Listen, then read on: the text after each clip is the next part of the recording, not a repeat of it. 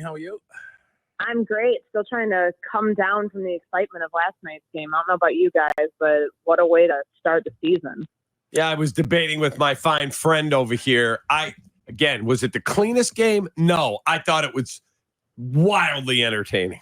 So good. And the toe on the line at the end of the game, and every cliche is going to be whipped out from every coach you know of. It's a game of inches. Like from here on out, that is going to be the poster child moment for that. I mean, it's awesome that it came down to the final play, and I would have loved to have seen them go for two. I know that John Harbaugh was seen on the sideline signaling to send the group out there for the 2-point conversion. That's my coach. That's who I would want coaching me if I'm a player. Just go for the kill shot, win the game. But unfortunately, we know how that play got overturned. Courtney, what did that game say more about Baltimore, how you might feel like they're closer, or Kansas City's resolve? I think it's Baltimore's resolve, honestly, at the end, because they played sloppily. Ever since that first touchdown, and there was the lull to the third quarter. Lamar had a lot of really good moments that I hope don't get overlooked by the fact that they lost this game by a touchdown. And I thought it was a touchdown in real time. I think he did too. There was so much to like about the addition of Derrick Henry, Lamar on these read options, like what the running game looks like now, having a powerful running back in there. So it's not all on skinny Lamar on his shoulders and in his very small frame now, which is wild. I mean, I do honestly think, as I read the Washington Post article yesterday when he said, if my legs were in a better situation, we would have won the AFC Championship. And maybe he's right. I mean, certainly the turnovers don't help, and you can't play complete revisionist history with that. But he looks different. He looks like he's a much more rejuvenated version of himself. And hell, that defense, the Roquan Smith interception, they were getting after Patrick Mahomes really well. And I would not be surprised if these are the two teams that we see again in the AFC Championship in 15 or however many weeks it is from now. Yeah, I saw Isaiah Likely's quote. He said, "That's the best they've got. See you in the playoffs." I mean, how about him for a tight end too in that offense? I mean, I think if that would go according to plan for the Bears between Gerald Everett and Cole Kmet to have as strong of a 1-2 punch as the Isaiah Likely, Mark Andrews combination, that'd be good things for this offense. Is Mark Andrews still alive? I mean, I expect him to have better numbers than we saw yesterday. He's always been an anchor for Lamar Jackson. I just wonder what we were just talking about. Likely, Henry's on the team. Zay Flowers is on the team. Mark Andrews going to be heard from this year as much?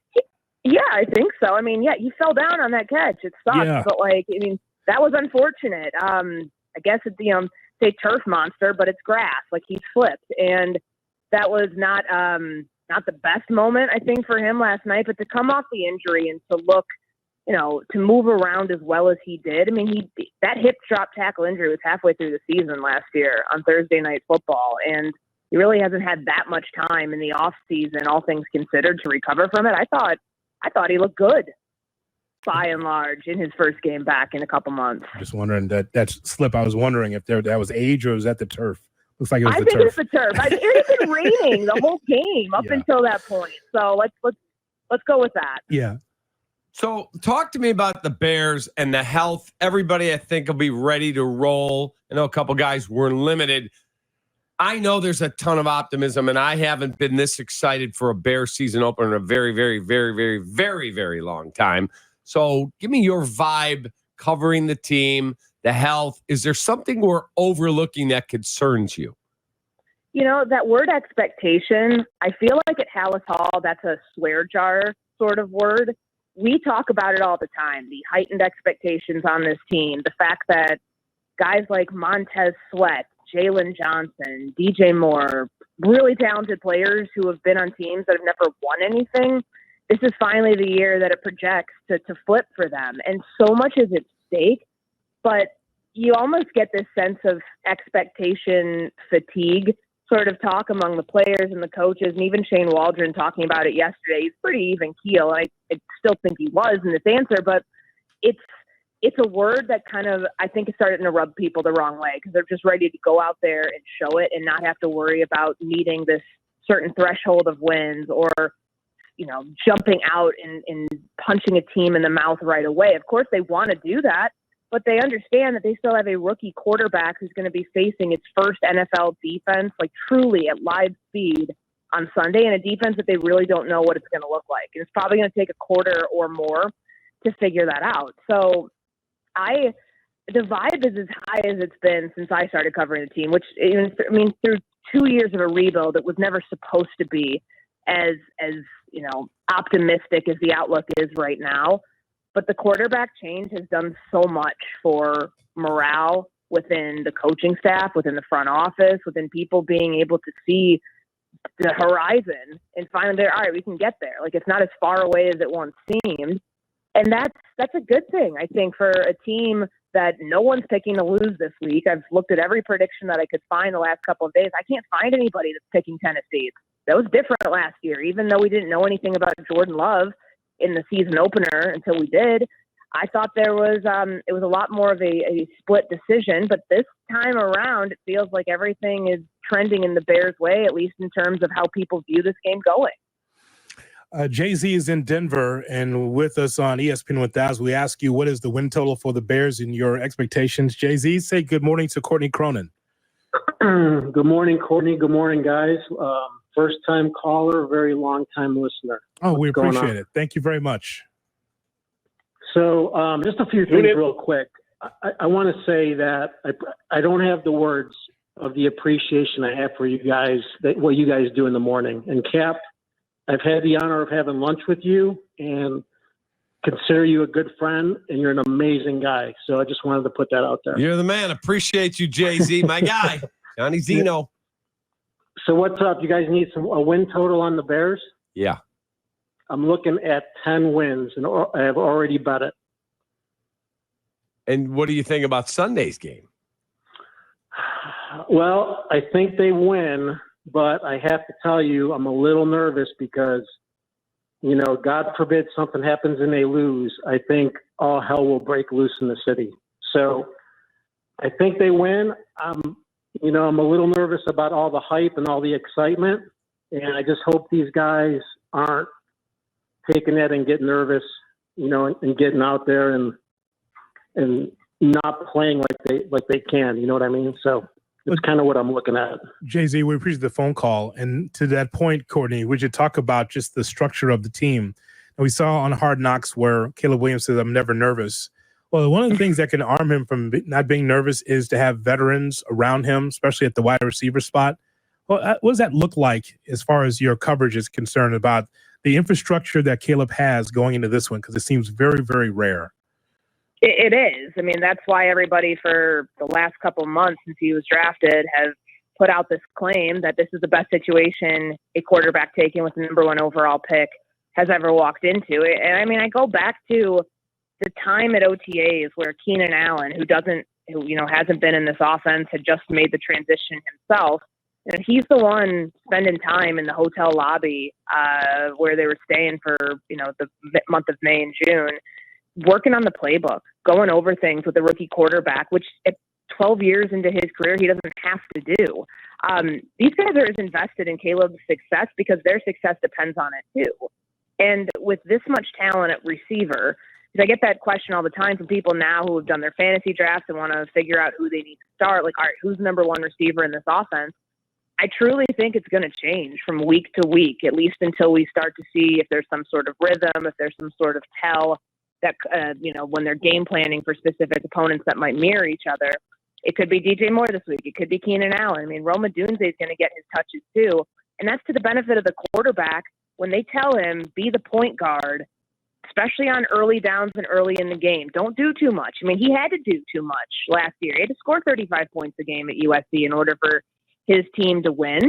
And I wonder how long it's going to take, if there's time at all, for him to break that mindset. Because I'm sure that's not easy for somebody who had to go into ISO ball mode, more or less, just in order for his team to win. He doesn't have to do that here, which is to his benefit. And hopefully for the sake of the Bears, that will yield a win in week 1, and they'll be able to see that plan works and that Caleb can adapt to that right away. Courtney, there's still a lot of trepidation from many that the Bears are not good enough on the offensive line. And I said to Hoodie this morning, look, you get what you pay for. Creed Humphrey signed for whatever it was, $72 million, I think it was, to play for the Chiefs. Our guy got a 1-year deal for $3 million, and the Rams said, yeah, we've seen enough, you can go. Are we good enough up front? Well, this is the group they're rolling out. And the interesting thing, because I know that this has been the unit that they've had now for a couple of weeks, I think ever since the Buffalo game, where it's been Coleman Shelton because Ryan Bates was injured. I don't know if you saw the injury report yesterday. He's a full participant in practice. He's got that shoulder injury, to which, to my understanding, is not like a new injury. It might have been something that got aggravated and set him back a little bit in camp. That could change things. Not now, maybe not next week, but if they feel that there's a weak link up front, whether it is at center, maybe it's at right guard, maybe it's the availability or health. I mean, for Tevin Jenkins, the next 7 weeks till the bye week those are super important for him, because that's when contract talks can start for a potential extension. Like, he's got to stay healthy, but if there is a situation where they feel like there's a need to make a switch, then you've got somebody that they feel very highly about, considering they've been trying to get him for 2 years now and finally did. Healthy, waiting in the wings, ready to go. And so I think that's a good sign for them. I mean, obviously the optimism on the offensive line, you're not going to feel good about it until Caleb Williams gets through a game and he's not sacked at all or that much. And then the pass protection is better than it was last year. But the one thing I think we've all known about Caleb Williams throughout, he is somebody like Justin Fields to a degree, somebody who holds on to the ball maybe a little longer in moments than he can. But it's because, Patrick Mahomes holds on to the ball long, and those are the only two players I've seen be able to make these insane arm angle throws and do it on the run. And what we know about Caleb Williams is that he can move around and get out of trouble because he can keep his eyes downfield. And yeah, that does require your offensive line blocking a little bit longer, but typically he's able to handle some of that load on his own. So I think that if there are issues within this offensive line, certainly the pre-snap penalties are a thing that you can't have, but if there is an execution issue, you at least feel more comfortable if you're a Bears fan, knowing that there's a quarterback who can get out of those jams better than others. Courtney, what about the other side with Tennessee? Also with a rookie quarterback in Will Levis. What are your expectations for Tennessee coming in here on Sunday? I don't know what this team is. It's you have a brand new play caller. Brian Callahan's never done it before, because Zach Taylor did it in Cincinnati. And then Denard Wilson, you have to go back to the Greg Williams, Todd Bowles influence to figure out, okay, what is this guy going to call? I know he said yesterday that he's not going to throw the kitchen sink at Caleb, and he was, intimating that they want to play press coverage against these receivers. I don't think you go out there and actually tell anybody that is going to be your plan. I think they're going to be aggressive, though. You would with a rookie quarterback. You would try to blitz him a lot and put him in situations that he, different disguises, coverages that he may not have seen previously in training camp, which is the benefit to them of not having to show much on tape in the preseason. But they're not a top end talent team and especially on the defensive side of the ball. They brought in Quadre Diggs, Jarius Sneed is there. They've got names, but these aren't guys that are like in the thick prime of their career. It's still going to be a tough test, though. This is a quarterback who, you better hope the pass protection holds up, because Jeffrey Simmons is there ready to be a game wrecker up front. I think he's the best player on their defense, and he has been for a while. So it all kind of depends. I think this will be a game that's won very much up front, depending upon how well the offensive line can block and give Caleb Williams time to throw the ball and time to get settled in, because we won't know how he responds in a game to new looks, to new things that he just has not seen yet, probably until the first quarter. We won't know what their rhythm is until you get further into it. And with Will Levis, I think he's got 8 or 9 starts under his belt from last year after they made the switch between him and Ryan Tannehill. The jury's still out whether he's going to be their starting quarterback long term, or, as a second round pick, I think the ceiling's pretty high on him. But new backfield. Don't know if DeAndre Hopkins is playing just yet because he's still recovering from that knee injury. And, Calvin Ridley's a name, But is that enough? Like going against this secondary, which I think has the Bears secondary has the edge over any position group on either team, as being like the one that you tout the most. I think that's a tough test for Tennessee in week 1, going on the road and doing that. Courtney, have a great weekend, and we look forward to all of your coverage. We'll talk to you Monday on a Football Monday, hopefully a Victory Monday. Thanks, guys. Have a good weekend. You too.